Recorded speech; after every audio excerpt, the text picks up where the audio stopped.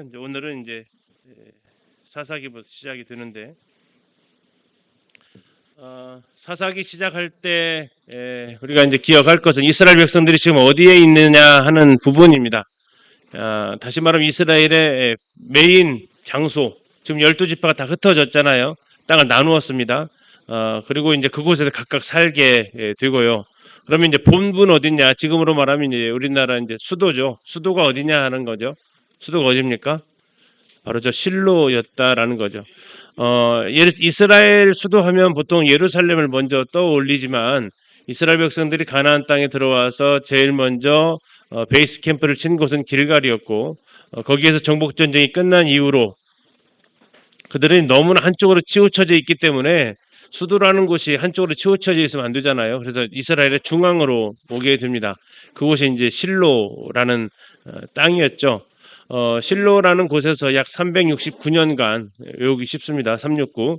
369년간 이스라엘의 예루살렘으로 가기 전, 물론 이제 나라가 나뉘면서 이제 사울 왕 때부터 도읍지가 약간 변경이 되지만 메인으로 우리가 여기는 예루살렘 가기 전까지 전인 이 369년 동안에 이스라엘의 수도 역할을 합니다. 수도 역할을 했다라는 것은 그곳으로 사람이 몰려들었다라는 얘기고요. 사람이 몰려들면 그 이유가 있겠죠. 왜 몰려들었을까요? 성전이 건축되기 전인 성막이 있었던 곳이기 때문에 그렇습니다. 이스라엘 백성들은 1년에 몇 번씩 제사를 드려야 돼요? 3번씩 제사를 드려야 되죠. 6월절과 두 번째 77절, 오순 77절하고 그 다음에 초막절하고 3번에 걸쳐서 이스라엘은 몰려와서 하나님 앞에 예물을 드려야 했습니다. 이게 남자들의, 성인 남자들의 의무였고요. 그래서 이 가운데에 위치하는 것이 중요했고, 그래서 선택했던 장소가 바로 이 실로입니다. 우리가 어제 읽었던 것처럼 여호수아 18장에서 실로로 와가지고 7지파가 땅의 분배를 받았던 것도 이곳 실로입니다. 그래서 오늘은 이제 실로를 가게 되는데, 이렇게 성기답사를 가게 되면 실로를 갈 때마다 차 속에서 이제 그 성도님들께 말씀드리는 곳이 있습니다. 이 실로는 성기답사를 오게 되면 될 수 있는 한 가야 되는 장소입니다. 왜 여기를 꼭 가야 되는데, 왜 꼭 가야 되느냐? 하나님께서 가라고 했습니다 하는 장소입니다. 성경에 다른 장소는 하나님께서 가보라고 안 했는데요. 성경을 읽다 보니까 여기는 꼭 가서 봐라라고 하셨기 때문에 여기서 정치적 상황을 어렵지만 않으면 될 수 있는 대로 여기는 반드시 가려고 하는 장소 중에 하나이죠. 그럼 왜 하나님은 이 실로에 꼭 가보라고 했을까 하는 것들을 오늘 좀 살펴보려고 합니다. 지금 이게 실로에 있는 이스라엘의 성막의 복원도입니다. 광야에 있을 때하고 성막과는 약간 좀 다르죠. 그 이유는 이제 그들이 광야는 이동 생활을 했기 때문에 그 모양으로 여겨졌고, 여기는 이제 정착입니다. 옮겨 다닐 필요가 없는 곳이죠. 그래서 훨씬 더 이제 좀 정돈화되어져 있고, 보시면 아시겠지만 원래 여기가 다 천으로 되어져 있습니다. 세마포 천으로. 이사를 해야 되니까 걷어서 가야 되니까. 근데 지금 보시는 대로 뭘로 되어 있어요? 돌로 이렇게 벽으로 이렇게 세워 놨죠. 이것은 정착했다라는 의미를 가지고 있습니다. 이곳은 성막이 있었던 곳입니다. 우리가 어제 보셨던 대로. 또 이때 이스라엘의 도읍지 역할을 약 369년 동안 하게 되고요. 우리가 오후에 읽게 될 사무엘상의 배경도 이 실로입니다. 성막이 있었기 때문에 그곳에 대제사장이 있었다라는 얘기죠. 그곳에서 이제 사무엘이 성장하게 되죠. 나중에 여기는 언약궤를 빼앗기면서 블레셋에 의해서 황폐해지게 됩니다. 그리고 그 황폐함은 지금까지도 그대로 황폐한 곳으로 이렇게 남아 있습니다. 다음에 7지파 땅 분배를 여기서 받았다고 했죠. 자, 오늘 이제 성막과 관련된 걸 잠시 요약을 하면, 최초의 성막이 세워졌던 곳은 시내산이었습니다. 시내산의 성막이 하나님께서 보여주신 식양대로 세워지게 되었고요. 여기에서 광야 38년간 이스라엘과 함께 다니게 됩니다. 그리고 요단강을 건너서 어디에 베이스 캠프 처음 졌다고요? 길갈이죠. 그 길갈에 성막이 다시 이동을 하게 됩니다. 그리고 나서 정복 전쟁이 끝납니다. 그리고 어디로 가요? 실로로 옮겨갔다라는 겁니다. 자, 실로에서 가게 되고 이 성막은 블레셋에 의해서 엘리 시대 때 완전히 부서지게 되고요. 언약궤는 블레셋한테 빼앗기게 되죠. 그리고 언약궤가 다시 리더십으로 돌아올 때가 다윗 때에서야 비로소 돌아오게 되는데, 그 언약궤의 그 과정하고 성막은 언약궤는 비록 빼앗겼지만 성막은 제사장들이 있었기 때문에 또 번제단을 중심으로 해서 다시 성막은 세워지게 됩니다. 그 흔적이 나타나 있는 것이 높당에, 지금 높당은 예루살렘에 가면 히브리 대학교라고 있습니다. 히브리 대학교가 이제 높당으로 보통 추정을 하는데요. 거기에서 다윗이 사울에게 쫓기다가 진설병을 먹게 되죠. 그리고 골리앗의 칼을 취하해서 가드로 도망가는 사건이 벌어지는데, 거기에 이제 제사장이 있었고요. 그 다윗을 살려줬다는 이유로 제사장 가문이 몰살을 당하죠. 사울에게 의해서. 아무튼 제사장이 그곳에 있었기 때문에 성막이 그곳에 또 존재하게 됩니다. 그 이후에 성막이 나타나는 것은 기브온입니다. 기브온에 솔로몬이 1,000번제를 드리는 장면 혹시 기억하실 거예요. 당시에는 이제 제사장이 아론의 후예가 양쪽 둘로 나누게 되는데, 한쪽은 언약궤 담당 대제사장이 한 명 있었고, 또 한쪽은 이 성막 담당 제사장이 이렇게 있었습니다. 둘로 이렇게 나누어서 하던 때가 있었고요. 나중에 이제 예루살렘의 성전이 지어지면서 성막은 더 이상 필요가 없게 되죠. 그리고 언약궤를 맡은 사람들이 이제 그 둘이 갇힌 곳에서 이 성전에서 섬기게 되면서 예루살렘으로 옮겨오게 됩니다. 그리고 이제 나중에 솔로몬 성전이 바벨론에 의해서 파괴되면서 이 언약궤는 사라지게 되고 솔로몬 성전까지도 파괴되게 되는 것이 대략적으로 살펴본 이스라엘의 성막의 역사이고요. 그 중심에 실로가 있다라는 겁니다. 실로에 가게 되면 텔 실로 이렇게 써 있습니다. 텔은 이제 인공 언덕을 뜻하는 뜻을 가지고 있죠. 이곳에 하나님께서 성막을 가나안 땅 들어가서 두게 하셨던 곳입니다. 실로라는 뜻이 무슨 뜻이냐 위에 써놨죠. 한번 뜻 한번 읽어보실래요? 그분이 누굴까요? 하나님께 속한 곳이다라는 겁니다. 그래서 사사기에 우리가 이제 읽게 될 텐데, 어디에 위치해 있느냐? 베델에서 세겜으로 올라가는 길에 있다 이렇게 나와 있습니다.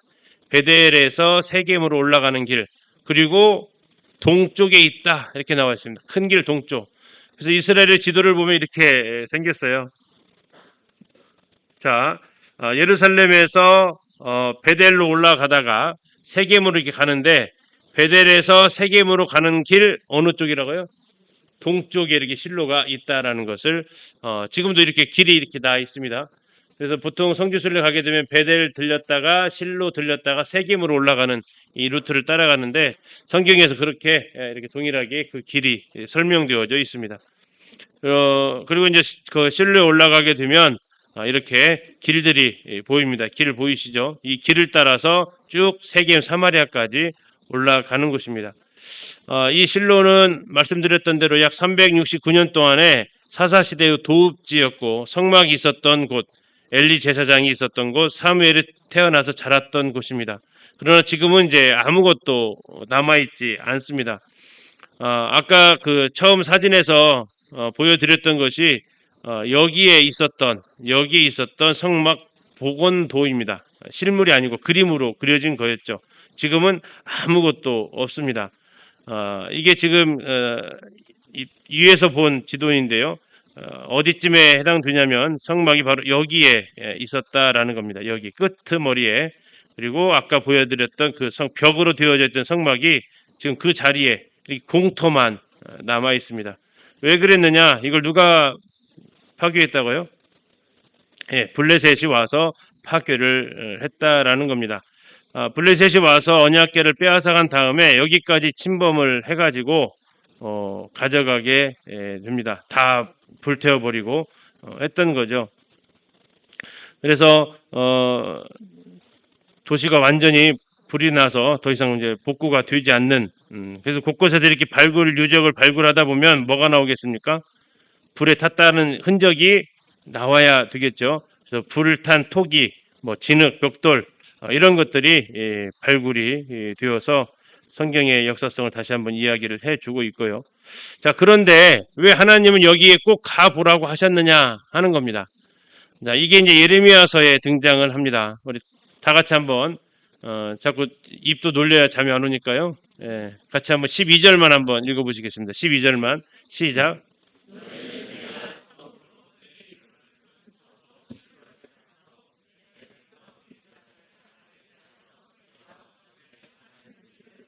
자, 실로를 꾸며주는 말이 뭡니까? 예, 내 처소였다라는 겁니다. 처소가 뭐예요? 처소? 내가 살던 곳이다라는 것이죠. 자, 근데 또 하나는 내가 처음으로 살던 곳이다라는 겁니다. 가나안 땅에 들어와서 길가는 임시적인 것이었고 살았다라는 것은 이제 실로였다라는 것을 보여주고 있죠. 그 다음에 그곳에 무엇을 두었다고 하냐면 내 이름을 두었다라는 겁니다. 우리가 이름이 가지고 있는 게 있습니다. 이름이 뭐예요? 나를 불러주는 이름이 아니고 누군가 이름을 들으면 그 사람의 전체적인 이미지가 다 떠오르게 됩니다. 그렇죠. 이름을 딱 듣는 그 순간 그 사람의 생김새부터 내가 가지고 있는 그 사람에 대한 생각들, 경험들 이런 것들이 다 떠오르게 되는 거죠. 한번 테스트 한번 해보실래요? 예. 자, 김민채 떠오르세요? 안 떠오르세요? 왜 안 떠오르실까요? 예, 나랑 관계 없으면 이름을 들어도 아무것도 떠오르지 않아요. 근데 저는 말을 하는 순간 저희 반 아이거든요. 예. 저는 이제 그 아이의 모습부터 싹 떠올라요. 그게 이름이 가지고 있는 힘이라고요. 자, 여기에 하나님의 이름을 두었다는 얘기는 하나님을 기억할 수 있는 장소라는 얘기예요. 그러면 성도님들이 가지고 있는 그 이름, 하나님에 대한 그 인식이 이곳에 다 모아져 있다라는 겁니다. 그것도 처음으로. 그리고 하나님께서 그곳에 거하셨다라는 것이 바로 이 실로였다라는 거예요. 그런데 거기에서 그들이 무엇을 행했대요? 악을 행했다라고 얘기합니다. 악을 행했다. 그리고 그들이 악을 행했을 때 내가 어떻게 그곳에 했는지를 가서 봐야 된다라는 얘기입니다. 그러면 좋아서 가는 곳은 아니겠죠. 그런데도 하나님은 반드시 실로에 가서 보라고 이야기를 하셔서 성지답사 가게 되면 이곳은 들 수 있어서 가서 보려고 합니다. 방금 우리는 가서 보셨습니다. 어때요? 그냥 무상합니다. 아무것도 없습니다. 지금까지도. 뭐 갈릴리 가서 가버나움, 벳세다, 고라신 이것도 주님께서 저주하셨던 마을인데 가도 아무것도 없어요. 그냥 유적만 남아 있고요. 실로도 유적만 남아 있습니다. 도대체 왜 그렇게 되었느냐 하는 거죠. 또 하나님은 그걸 통해서 무엇을 말씀하고 싶었냐 하는 겁니다. 여호와의 말씀이니라 이제 너희가 그 모든 일을 행하였으면 내가 너희에게 말하되 새벽부터 부지런히 말하여도 듣지 아니하였고 너희를 불러도 대답하지 않았다라고 나와 있습니다. 자, 듣지 않았다라는 게 뭘까요? 듣지 않았다. 혹시 자녀들한테 왜 이렇게 내 말 안 듣냐? 혹시 해본 적 있으세요? 그러면 그 말을 아예 귀로 안 들었다는 얘기예요? 듣고도 안 했다는 얘기예요? 야, 이거 좀 치워 했는데 안 치웠어요. 그러면 뭐라고요? 너 왜 이렇게 엄마 말 안 들어? 아빠 말 안 들어? 안 들었다는 얘기는 그 소리를 몰랐다는 얘기 아니에요. 들었어요, 분명히. 그런데도 행동으로 옮기지 않았을 때 왜 이렇게 말 안 들어? 이렇게 해요. 그 지금 하나님 하시는 말씀이에요. 듣지 않았다는 얘기는 듣긴 들었는데 행동으로 옮기지 않았다라는 거죠. 순종하지 않았다라는 겁니다. 그리고 불러도 대답도 안 했어요. 이제 안 했으니까 묵묵부답하죠. 14절입니다. 그러므로 내가 실로의 행함같이입니다. 실로의 행함같이. 실로에 뭘 행하셨어요? 아까 블레셋을 이용해서 거기를 불로 다 태워버렸다겠죠. 이게 실로의 행하신 겁니다. 하나님께서 블레셋을 통해서 실로를 심판하셨다라는 거예요. 너희가 신뢰하는 바 내 이름으로 일컬음을 받는 이 집 어딜까요? 예루살렘 성전입니다. 내 이름 여기 또 한번 나와 있죠. 처음에 성막에 실로에서 하나님의 이름을 두셨는데요. 우리가 이제 저녁에 읽을 겁니다. 열왕기상을 보게 되면 성전에 하나님의 이름을 두십니다. 그리고 하나님의 시선이 늘 그곳에 있겠다고 하셨어요. 하나님의 이름으로 일컬음을 받는 집입니다. 그게 성전이에요. 예루살렘 성전. 이 집 곧 너희와 너희 조상들에게 준 이곳에 내가 행하겠다. 성막은 블레셋을 통해서 심판하셨습니다. 성전은요, 바벨론을 통해서 심판을 하시게 된다라는 겁니다. 여기 한 군데만 나와 있느냐? 아니에요. 또 한 곳에 나와 있어요. 26장에서 또 한 번 나와 있습니다. 내가 이 성전을 어디 같이요? 실로같이 되게 하겠다라는 얘기는 뭐예요? 회파시키겠다라는 겁니다. 실로같이 된다라는 것을 가서 보면 아무것도 남지 않게 해주겠다라는 거예요. 이 성은 예루살렘 성입니다. 성전은 실로같이, 예루살렘 성은 세계 모든 민족이 저주거리가 되게 하겠다 하셨습니다. 예레미야가 여호와께서 명령하신 모든 말씀을 모든 백성에 전하기를 마침에, 자, 백성들의 반응입니다. 제사장들과 선지자들과 모든 백성이 그를 붙잡았어요. 그가 누구예요? 예레미야입니다. 예레미야를 붙잡고 이르되 뭐라고 했어요? 네가 반드시 죽어야 하리라, 이렇게 얘기했어요. 네가 반드시 죽어야 하리라. 이게 지금 하나님의 말씀을 예레미야를 통해서 하셨는데 그 말씀을 들었던 백성들의 반응이죠. 어찌하여 네가 여호와 이름을 의지하고 예언하 이르기를 이 성전이 실로같이 되겠고 이 성이 예루살렘 성이 황폐하여 주민이 없으리라 하느냐 하셨습니다. 말 알아들었어요? 못 알아들었어요?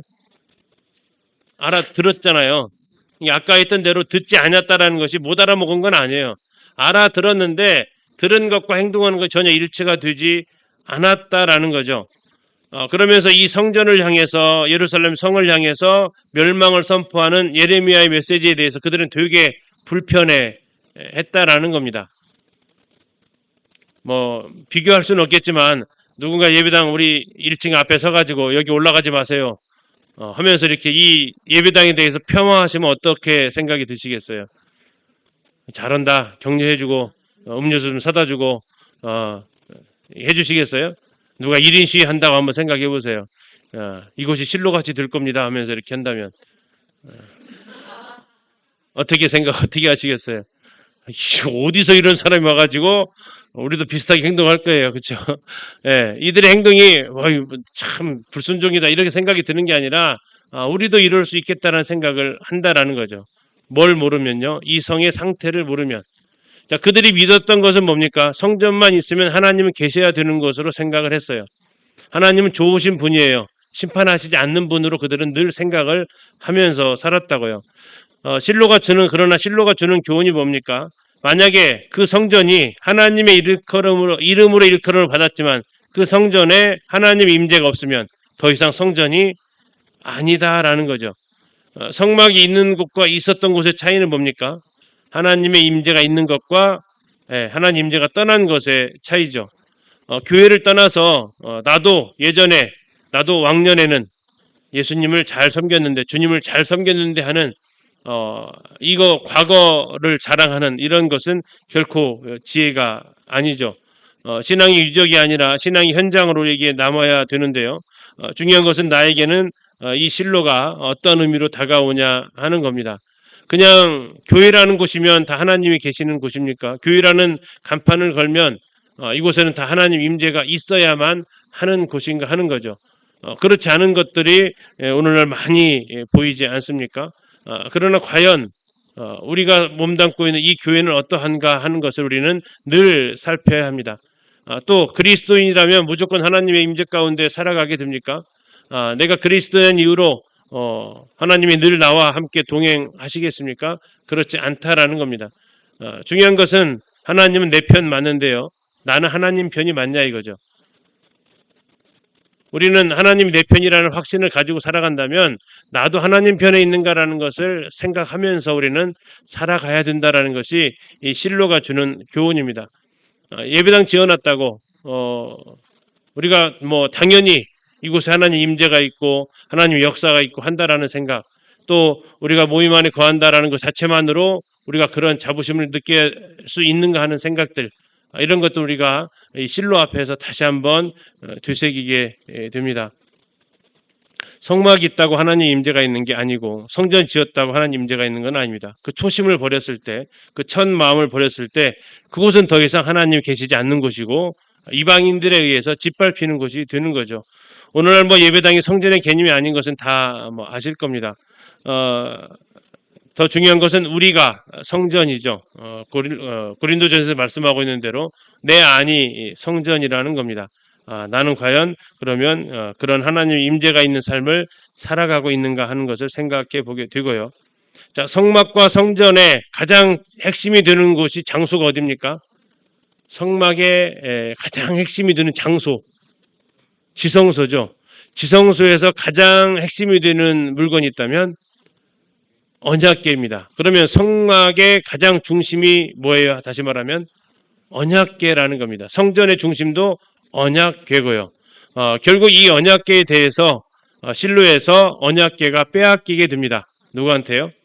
블레셋한테 빼앗기게 돼요. 그러면 어쩌면 그것은 성막에 더 이상 하나님의 임재가 없구나 하는, 그냥 성막을 지어놨어요. 지성소가 있는데 언약궤가 없어요. 근데 성막의 유형은 얼마든지 다시 만들어 놓을 수 있어요. 근데 그것은 무슨 상황이 되는 거죠? 유형만 갖춘 거죠. 유형만. 종교 생활이라는 주일날 나오고 집회 때 나오는 유형만 갖춰져 있고 속은 텅 비어져 버린 이 모습은 하나님 임재가 없는 걸 보여줍니다. 그래서 이 언약궤가 중요한 부분이 되는데요. 그 언약궤를 좀 더 이렇게 살펴보려고 합니다. 지금 이 보시는 것이 이제 언약궤라고 하죠. 왜 언약궤입니다? 이 안에 하나님의 언약이 들어져 있어서, 그 언약이 뭡니까? 십계명이었죠. 십계명은 언약입니다. 누구와 누구 사이에 세웠어요? 하나님과 이스라엘 사이에 세웠습니다. 우리가 1월 달에 출애굽기 하면서 이 언약이 왜 중요한지에 대해서 살펴보았는데요. 이 언약은 부부 사이를 생각하시면 쉽게 이해된다고 말씀을 드렸었습니다. 1계명이 뭐예요? 너는 나 위에 다른 신을 내게 두지 마라. 그게 부부 사이 1계명은 뭐예요? 바람 피지 마라라는 겁니다. 1계명이 바람 피게 되면 그 다음부터 유지되지 않아요. 남편 이외에, 아내 이외에 다른 이성을 두어서는 안 된다라는 것이 1계명이었습니다. 그게 언약이었어요. 그래서 결혼식 할 때 무슨 서약 하셨어요? 내 아내도 사랑하겠다고요? 아니면 내 아내만을 사랑하겠다고요? 아내도 하신 분 계세요? 그럼 결혼 안 될 거예요, 바로.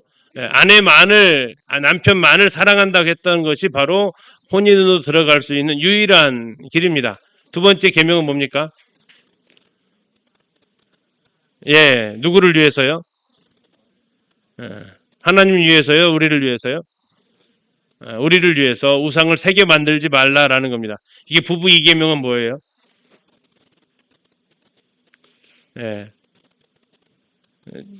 부부 2계명은 뭐예요? 잔소리 금지입니다. 잔소리 금지. 잔소리 왜 합니까? 잔소리 왜 해요? 자매님들 남편한테 잔소리 왜 하세요? 마음에 안 드니까, 그렇죠? 마음에 안 들어요. 형제님들도 잔소리 하는 이유가 뭐예요? 마음에 안 들어요. 마음에 안 드니까 잔소리해요. 잔소리한다는 얘기는 지금 깎아낸다는 얘기예요. 이거 쳐 빨리. 그리고 빨리 이거 붙여 하면서 뭐 하고 있어요? 신랑을 지금 내가 원하는 모양으로 딱 디자인을 해 가고 있죠. 그러면 가만히 있던가요? 아니죠. 저항을 또 하죠. 처절한 저항을 하지 않습니까? 어떻게든 안 깎여 보려고.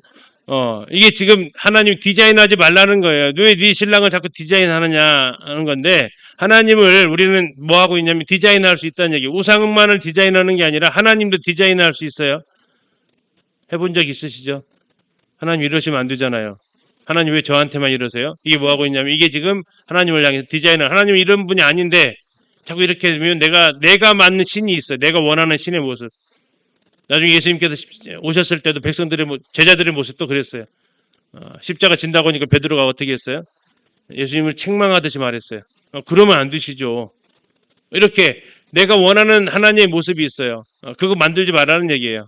신의 모습을 형상화하지 말라는 얘기. 형상한다는 얘기는, 그래서 우상의 모습을 보면 다양해요. 왜요? 사람의 욕구가 다양하기 때문에. 하나님 그것을 금하십니다. 3계명은 뭡니까? 3계명? 내 이름을 망령되이 일컫지 말라라는 겁니다. 이건 부부 3계명은 뭐예요? 흉보고 다니지 마라라는 겁니다. 남편 아내 흉보고 다니지 말고 뒷담하지 말고 예, 망령되이 일컫지 마시고 존중 이 이름을 귀하게 여길 줄을 알아야 된다라는 건데요.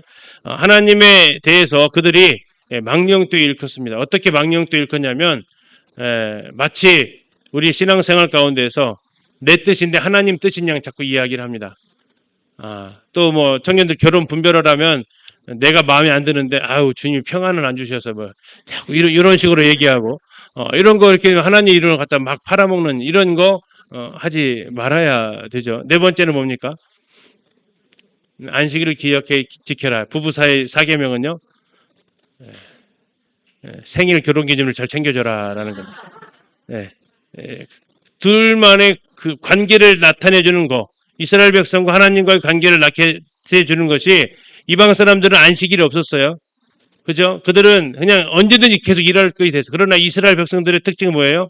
안식이라 무조건 쉰다라는 겁니다. 그러면 하나님 믿는 사람과 안 믿는 사람의 일상생활의 차이점이 잘 안 드러나다가도 안식일만 되면 이 사람 하나님 믿는 사람이었네. 확 드러나게 되죠. 왜요? 그들이 안식일을 준수하니까. 한때 이것 때문에 이스라엘하고 장사 못해 먹겠다 한 경우도 있었어요. 쉬는 날에 서로 다르니까. 그런데 그들은 절대 그것을 포기하지 않고 지켜나갔죠. 정체성입니다. 그들 가운데. 아무튼 이러한 언약을 지금 맺었던 곳이 바로 이 안에 들어가 있어요. 다시 말해서 이 언약이 빠져버리면 뭐가 돼요? 그냥 이것은 괴짝이 돼요. 하나님 말씀이 이곳에 없으면 그냥 괴짝이 된다고요. 그러나 하나님 말씀이 있기 때문에 이것은 굉장히 소중한 것이고 하나님 말씀이 있기 때문에 이것은 하나님의 임재가 있는 장소가 됩니다. 그래서 그것은 이스라엘 백성들의 삶의 중심이 되어 있고 이 언약궤는 늘 백성들 앞에서 인도했습니다. 어제 여호수아 보면서 요단강 건너갈 때 누가 제일 앞에 섰다고요?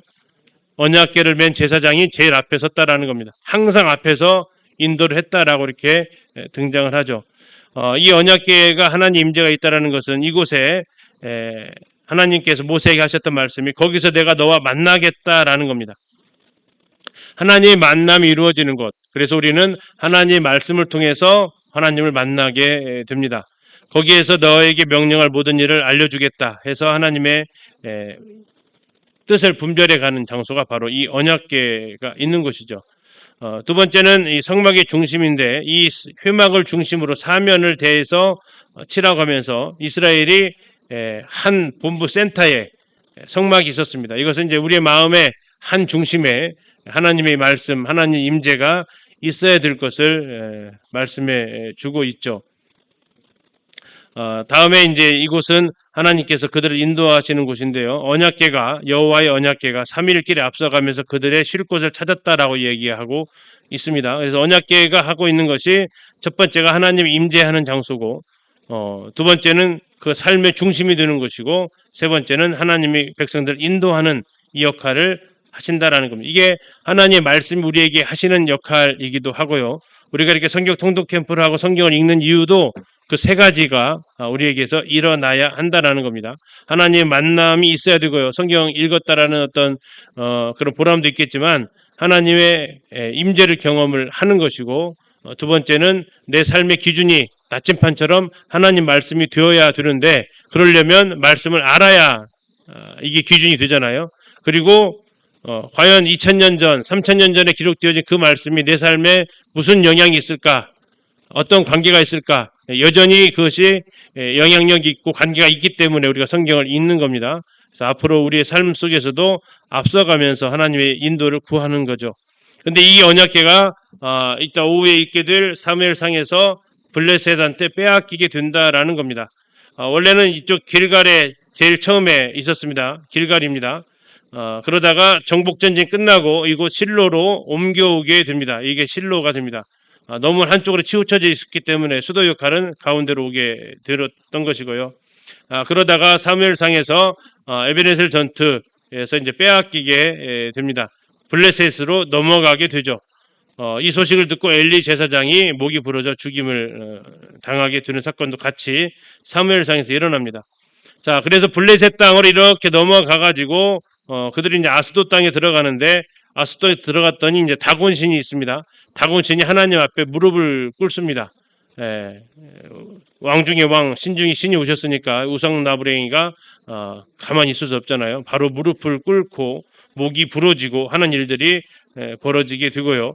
야, 이거 이랬다가 우리가 심판받는 것 같으니까 다른 마을로 옮겨가게 됩니다.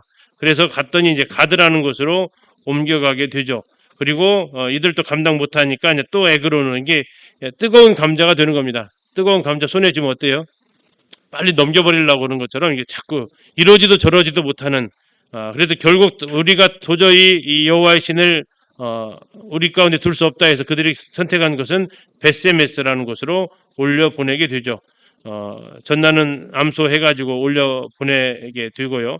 여기에서 이제 벳세메스 사람들이 이게 뭔가 하고 쳐다보다가 죽임을 당하는 사건이 일어나게 되고, 그 무서움 때문에 올라간 곳이 기럇 여아림. 어제 이제 정복 땅 나누기 할 때 이 지명 여러 번 나왔었는데요.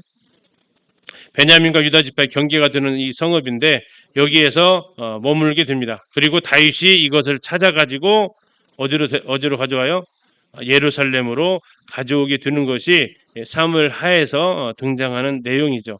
자, 이러한 모든 과정을 거치면서 하나님께서 이 언약궤에 대해서 세 가지를 조심할 것을 말씀을 하셨습니다. 그 세 가지를 잠시 좀 살펴보도록 하겠습니다. 자, 잘못된 그림 찾기입니다. 어디가 잘못됐어요? 예? 예, 이렇게 가면 다 죽습니다. 예, 이렇게 해야 삽니다. 언약궤는 눈으로 보면 안 되게 되어져 있습니다. 이것은 민수기에서 이동하는 규칙인데요. 그래서 혹시 주일학교 아이들, 학생부 아이들 가르칠 때 그림을 잘 찾으셔야 돼요. 자, 이 둘 중에 어떤 그림을 선택하셔야 되는가 잘 생각해 보세요. 자, 1번을 선택하셔야 돼요. 2번 선택하셔야 돼요. 네, 1번 선택을 그림을 선택하셔야 돼요. 아이들한테 언약궤 보여주려 이거 선택했던 애들 다 죽이는 거니까 이거 선택하시라고요. 언약궤는 항상 지성소를 벗어나면 청색, 순청색 보자기로 싸라고 민수기에서 분명히 말씀을 하셨습니다. 이런 그림이 잘 된 그림이죠. 예, 잘 표현한 겁니다. 이런 그림도 잘 된 그림들이 있으니까 이런 정확한 그림을 가지고 보여주시면 좋겠습니다. 자, 왜 그러냐면 언약궤를 보지 말 것을 하나님께서 규례를 하셨어요. 민수기 말씀입니다. 진영이 전진할 때에 아론과 그의 아들들이 들어가서 칸 막는 휘장을 걷어 증거궤를 덮습니다. 휘장을 가지고 증거궤를 덮고 1차 포장하는 겁니다. 그리고 들어가서 잠시라도 들어가서 성소를 보지 말아라. 그들이 죽게 될 것이다 라고 얘기를 했다는 거예요. 언약궤 못 보게 휘장을 걷으면서 증거궤를 덮도록 말씀을 하신 겁니다. 잠시라도 이것을 보게 되면 죽임을 당한다라는 것이 하나님의 규례였습니다. 그런데 벳세메스 사람들이 약 70명 정도가 죽은 것으로 보이는데 왜 죽었느냐? 여호와의 궤를 뭐 했다고요? 들여다보았다라는 거죠. 여호와의 궤를 들여다보았다. 자, 알고 봤을까요? 모르고 봤을까요? 모르고 보면 살아요, 죽어요? 모르고 봐도 죽어요. 농약인 줄 알고 먹어야 죽어요? 모르고 먹어도 죽어요? 모르고 먹어도 죽어요. 몰랐다라는 것이 결코 책임 회피의 원인이 되진 않는다라는 거예요. 그래서 호세아서는 뭐라고 얘기해요? 망하는 이유가 뭐래요? 지식이 없으면 망하는 거예요. 지식이 없으면 망하는 거예요. 그래서 올해 빛골 상목교의 표어가 뭐예요? 힘써 여호와를 아셔야 돼요. 그럼 왜 알아야 돼요? 살기 위해서 아셔야 돼요. 모르면 죽어요. 그리고 우리에게 주어진 것은 그를 아는 지식에서 자라가라는 거예요. 하나님 몰랐는데요. 이것이 우리가 하나님께서 재판장 가가지고 한번 해보세요. 판사 앞에 가서 저 몰랐는데요. 그러면 다 용서해 줄까요? 아니에요. 모르는 것도 죄예요. 로마서에 나옵니다. 무지한 것도 죄라고 나와요. 그래서 여러분 아셔야 돼요. 언약궤에 대해서 모르면 이렇게 여호와의 궤를 들여다보다가 죽임을 당합니다. 자, 두 번째 어디가 잘못했어요? 자, 이거 지금 언약궤 노출되었죠. 심각한 잘못입니다. 이러면 죽습니다. 또 뭐가 잘못했어요? 소에다가 데리고 왔어요. 그럼 누굴까 이게 제일 앞에 있는 게 다윗이죠. 베레사 우사라는 그 사건이 일어납니다. 정확한 정답은 이겁니다. 자, 보자기 덮었죠. 소가 아니라 누가 매야 돼요? 사람이 매었다라는 겁니다. 이게 정답입니다. 자, 이것도 하나님께서 규례로 정해 놓으셨어요. 규례가 뭡니까? 고핫 자손들이 매야 된다라는 겁니다. 그 레위 지파에게는 소가 주어졌어요. 예, 뭐냐면 이 텐트 다음에 그 기둥, 널판 이거 사람이 들고 가려면 광야길을 오래 못 가요. 그래서 일부 레위 지파에게는 수레하고 소가 주어졌어요. 근데 이 고앗 자손한테는 그게 안 줘요. 왜요? 이건 짐승으로 운반할 것이 아니다라는 겁니다. 반드시 사람에 의해서 옮겨야 된다라는 겁니다. 고앗 자손들이 와서 매라고 나왔어요. 그리고 성물은 뭐 하지 말라고요? 만지지 말라고요. 만지면 죽는다고요. 이것이 하나님께서 이스라엘에게 민수기니까 백성들이 출애굽하고 나서 성막 짓고 광야 출발하기 전에 주셨던 규례입니다. 약속이에요. 이대로 지켜야만 산다라는 겁니다. 근데 지금 다윗은 어떻게 했어요? 하나님의 궤를 뭐 했어요? 수레에다 실었다고요. 수레에다 실었어요. 수레를 몰고 왔어요. 좀 달라졌죠. 어깨에다 매라고 했는데 수레에다 싣고 왔어요. 그러면 왜 다윗은 이런 것을 했을까요? 모르니까. 또 하나는요. 모르면 뭐 해야 되죠? 물어봐야 돼요. 누구한테 물어봐야 돼요? 예, 물어볼 사람한테 물어봐야 되죠. 예, 아무한테나 가서 물어본다고 다 알려주는 건 아니잖아요. 흔히 말하는 전문가한테 가서 물어봐야 돼요. 그러면 이 언약계의 전문가는 누구예요?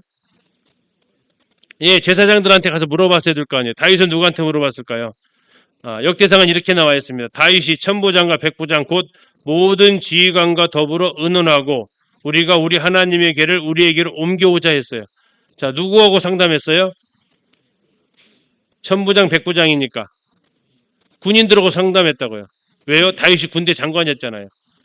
자기 아주 측근들하고 상담을 했어요. 어떻게 했으면 좋을까? 그러니까 그들에게서 나온 답은 성경과는 거리가 먼 답이 나옵니다. 그런데 결과가 수레에 싣고 오다가 자기 부하장수 하나를 죽여버리는 그런 결과를 가져오게 되죠. 여러분들 상담할 일이 있을 거예요. 누구한테 상담하셔야 돼요? 친한 사람 찾아가는 게 아니고요. 예, 상담할 만한 사람을 찾아가셔야 돼요. 잘 분별해 줄 수 있는 사람. 그래서 나중에 다윗이 알게 됩니다. 무엇을 합니까? 하나님의 궤는 레위 사람만 맬 수 있구나. 그리고 레위 사람이 매야 되는구나. 라는 것을 알고 고치게 된다라는 거죠. 예, 한 번의 실수를 통해서 그래도 반복되는 실수를 안 했던 것이 다행이긴 하지만 첫 번째는 그가 몰랐기 때문에 이런 오류를 범했고, 두 번째 몰랐는데 상담을 구했어요. 저까지는 잘했어요. 의논했다고요. 근데 누구랑 의논했냐? 자기 측근들하고 자기랑 친한 사람하고 이렇게 의논하다 보면 결국 또 실수를 하게 되죠. 그래서 우리는 여기에 대해서 또 한 번의 그런 교훈을 받게 됩니다. 자, 이게 베레스 우사입니다. 뭘 잘못했을까요? 이거 지금 포장 안 된 거 계속 잘못된 겁니다. 또 뭐 잘못했을까요? 네, 만졌습니다. 아까 나왔었죠. 뭐 하지 말라고 했어요? 만지지 말라고 했어요. 근데 만지지 말라고 했는데 만졌어요. 근데 만질 만한 이유가 있었어요, 없었어요? 있었어요. 이유는 충분히 돼요. 무슨 이유예요? 예, 소들이 뛰었단 말이에요. 뭐가 올 것 같아요? 언약궤가 떨어질 것 같아요. 그래서 만졌어요. 그런데 어떻게 됐어요? 죽었어요. 그래서 혹자는 얘기하면 이거 너무하지 않나요? 순수한 마음이었는데. 동기가 순수하면 모든 결과는 괜찮습니까? 아니다라는 겁니다. 내가 순수해서 했다 하더라도 그것이 하나님 말씀과 어긋나게 되면 그건 하나님의 심판을 받게 된다라는 겁니다. 우리가 규례대로 하지 않았다라는 겁니다. 하나님 말씀대로 하지 않았기 때문에 이런 심판을 받게 되는데 우리는 여기에 대해서 하나님 앞에 때로 항변을 해요. 나를 위해 선 것 아니잖아요, 하나님. 하나님 물으십니다. 그러면 나를 위해 한 거냐? 예, 나를 위해 한 거 아니고 다른 사람을 위해서 한 것이지만, 예, 또 하나님 영광을 위해서 했다고 하지만 그것이 하나님의 뜻을 거스리는 행동이었다면 그건 하나님을 위한 것이 아니고요.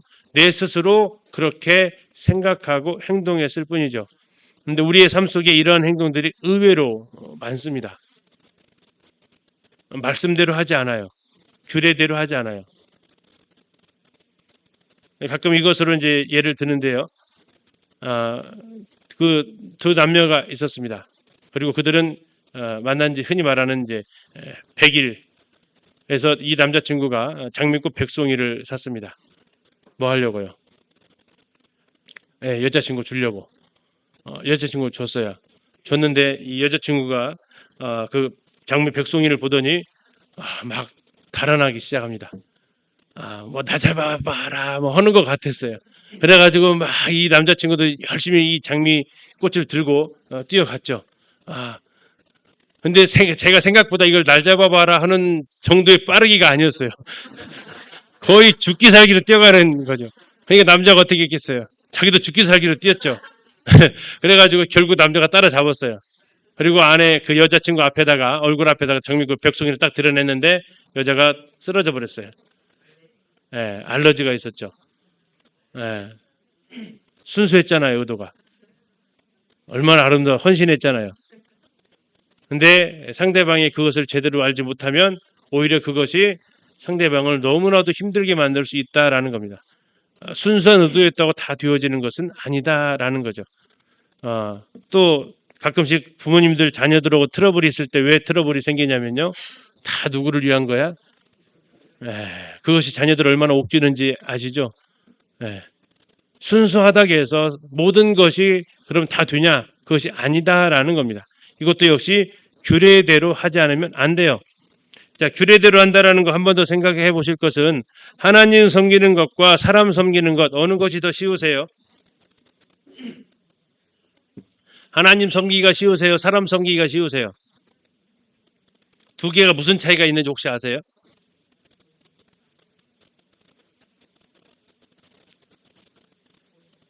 자, 우리 형제님들 자매님한테 생일 선물, 뭐 결혼기념일 선물 해보신 적 있죠? 10년째 똑같은 거 선물 받아보신 분?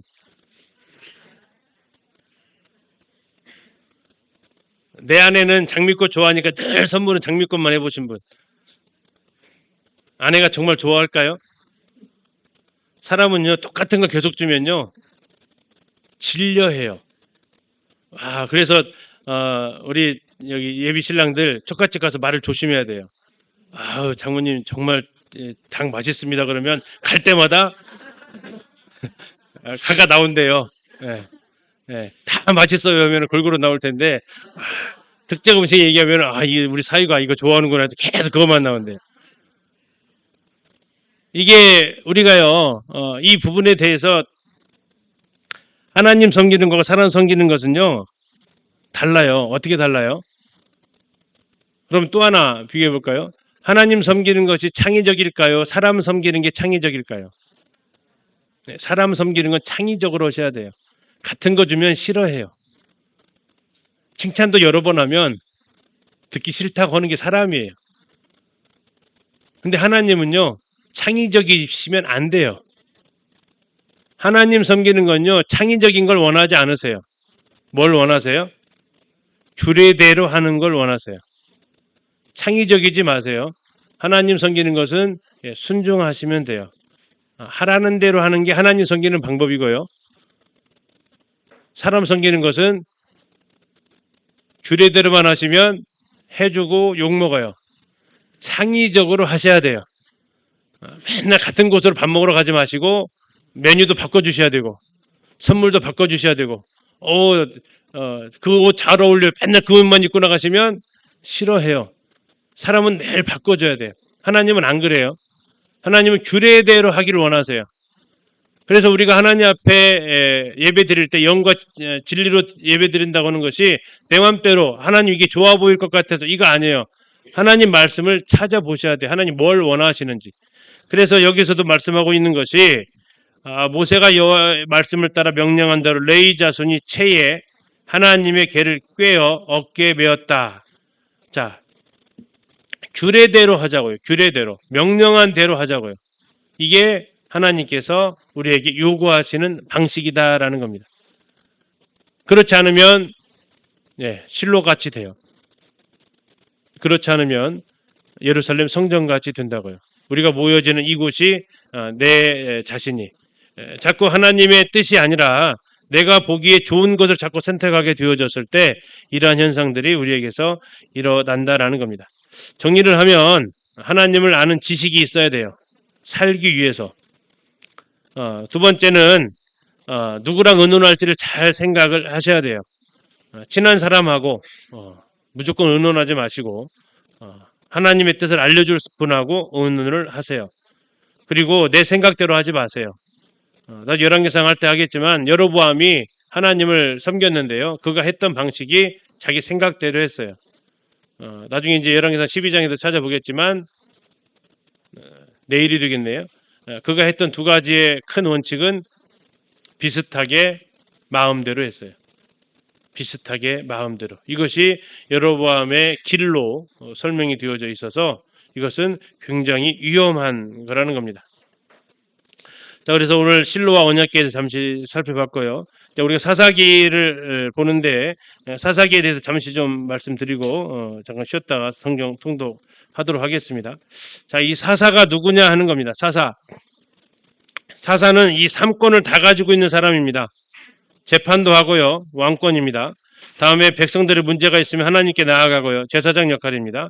하나님의 음성을 알려주는 역할, 선지자 역할을 해서 보통 이 3권을 다 가지고 있는 사람이 사사들입니다. 그러나 하나님의 통치 방식은 왕권도 아니었고요. 사사들도 아니었어요.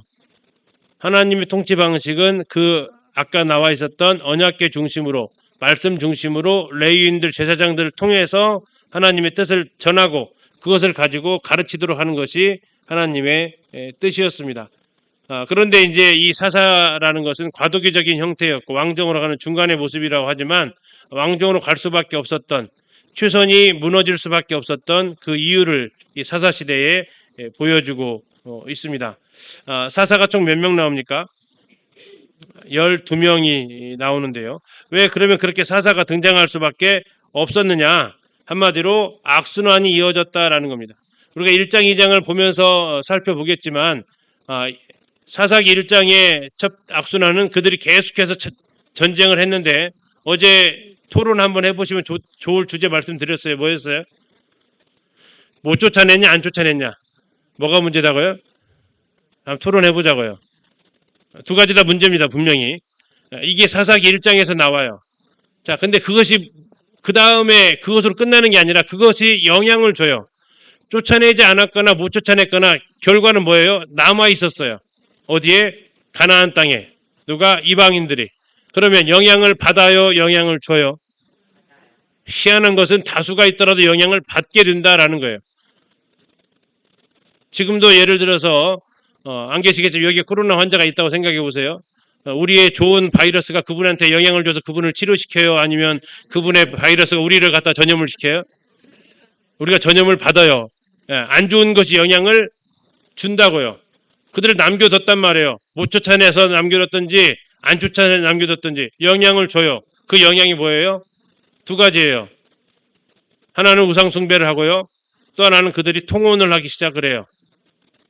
또 이 두 가지 통혼과 우상 숭배는 맞물려 있는 거고요. 자, 그러면서 2장에서 책망을 받아요. 그래서 2장에서 책망을 하나님께서 책망하니까 백성들의 반응이 뭐였을까요?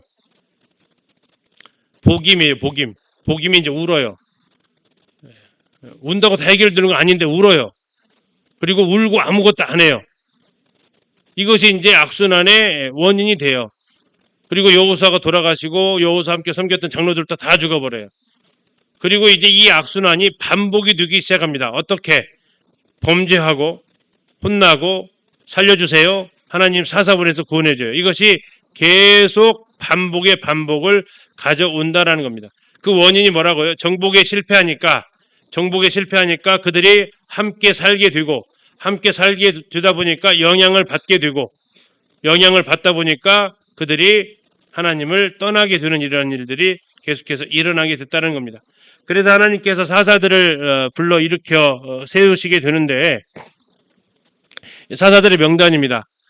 배열 순위 보니까 이게 연도를 다 따지면 사사시대를 총괄합니다. 동시대에 살았던 사사들도 있고요.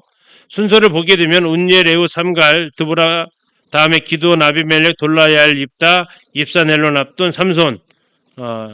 유다 열왕 목록까지 늘려다가 안 넣었어요. 너무 복잡하실 것 같아서 12명입니다. 그래서 이 12명이 어떻게 나와요? 첫 번째 남부 지역, 북부 지역, 중부 지역, 동부 지역, 북부 지역, 서부 지역 해가지고 쭉 지역을 쭉 돌아가는 구조로 되어져 있어요. 이스라엘에 이렇게 사사들이 등장을 해서 이 악순환을 계속 반복을 한다라는 겁니다. 그러면 도대체 궁금한 거 무슨 악순환이냐? 샘플을 좀 보여달라라고 하는 거죠. 어떻게 했는데?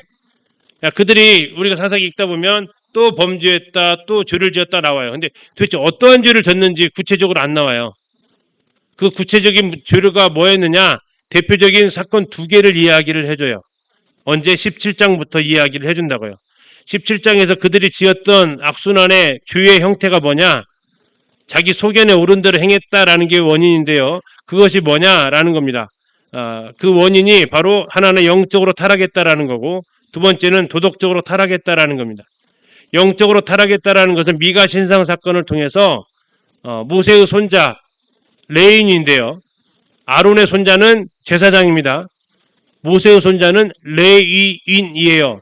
다시 말해서 제사장이 될 수 없는 가문인데 그 사람이 제사장 역할을 해요. 첫 번째는 한 집안의 제사장 됐다가 더 나아가서 단지파의 제사장까지 가요. 영적으로 타락되어져 버렸어요. 아까 했던 대로 하나님 섬기는데 창의적이었다고요. 나름대로 좋은 방법을 선택을 해요. 사사기 17장 가서 보시면 여러 개의 그런 모습들이 나와요. 두 번째는 도덕적으로 타락을 하는데 누가 타락을 했느냐? 레위인이에요. 레위인이 첩을 취해요. 그리고 첩한테 가서 돌아오는 과정 속에서 베냐민 지파 땅 가서 윤간당하고 죽임당하니까 그 레위인이 그 여자의 몸을 12덩이로 잘라요. 토막살인을 내요. 그래가지고 각 지파로 다 보내요. 자, 이 두 사건의 중심 인물이 누구라고요? 레위인. 하나님은 여호수아에서 누구를 통해서 통치하기를 원하셨다고요? 제사장과 레위인. 근데 이 레위인들이 뭐하고 다녀요? 영적으로 타락해버려요. 도덕적으로 타락해버려요. 리더십을 세울 수 있어요? 없어요? 없어요. 그래서 임시방편으로 등장하는 것이 사사들이에요. 사사들. 그리고 이 두 가지 싸움으로 일어나는 것이 베냐민 지파 몰살이에요. 남자 600명만 남아요. 결국 어떻게 베냐민 지파가 회생할 수 있었냐? 실로에 와가지고 그 여인들 보쌈시켜요. 그래가지고 명맥을 겨우 유지하다가 등장하는 것이 사울 왕이라고요. 이것이 사사기의 큰 흐름이에요. 자, 이해 가셨죠?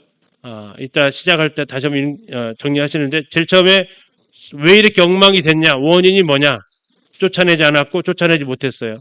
그러다 보니까 같이 살았어요. 같이 살다 보니까 영향받았어요. 영향받다 보니까 그들이 여호와를 버려버렸어요. 여호와를 버려버리니까 징벌을 당해요. 징벌 당하니까 살려달라고 해요. 살려달라고 부르짖으니까 하나님이 사사를 보내서 구원해줘요. 도대체 이런 일들이 왜 반복 나타나느냐? 역할을 해야 했던 레위인들이 그 역할을 제대로 못했다. 무슨 역할을 못했냐? 영적으로도 못했다. 도덕적으로도 못했다. 리더십이 이들을 통해서 하나님은 하고 싶어서 48개의 성읍을 주어서 다스리겠는데 전혀 그 역할을 못하니까 결국 이스라엘은 사사들을 통해서 하나님께서 건져내는 역할을 하시고 나중에 이것이 마지막 사사라고 알려진 사무엘에 이어서는 왕정으로 바뀌어져 가는 그 과정이 전개가 됩니다. 자, 쉬었다가 10분에 사사기 통독 시작하도록 하겠습니다.